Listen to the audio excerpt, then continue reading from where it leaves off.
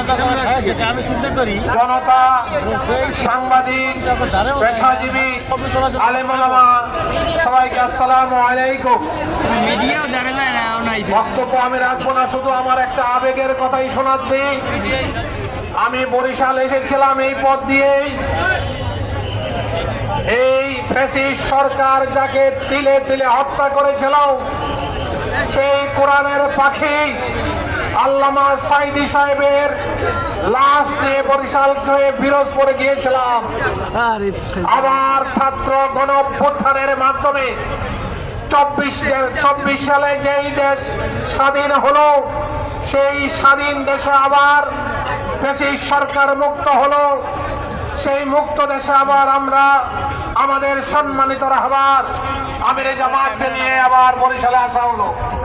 সে আগের আশা আর এখন আশার মধ্যে অনেক পার্থক্য।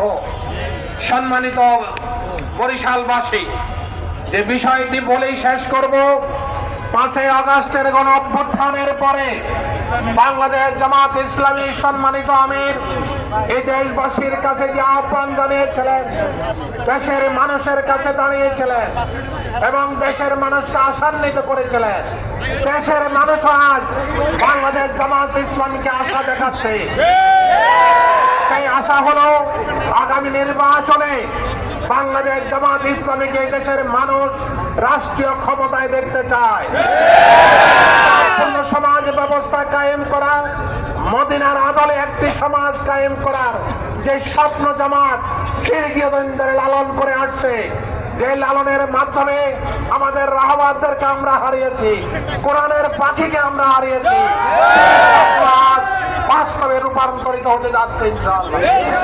আমরা আমাদের রাহবারকে উদাত্ত আহ্বান জানাবো। সারা দেশে তিনি চষে দিচ্ছেন। এই গত 5 দিন ধরে ওনার অব্যাহত যাত্রা শুরু হয়েছে। সাতক্ষীরায় প্রোগ্রাম করা হয়েছে, খুলনায় প্রোগ্রাম হয়েছে, আজকে ফরিদপুরে প্রোগ্রাম হয়েছে। আজকে পথে আস্তে আস্তে আপনারা যে অভূতপূর্ব সাড়া জানিয়েছেন, সেটা আমাদের রাহবারকে আশান্বিত করে তুলেছে। এই বলে আমি আমার বক্তব্য শেষ করছি। আসসালামু আলাইকুম ওয়া রাহমাতুল্লাহি ওয়া বারাকাতুহু।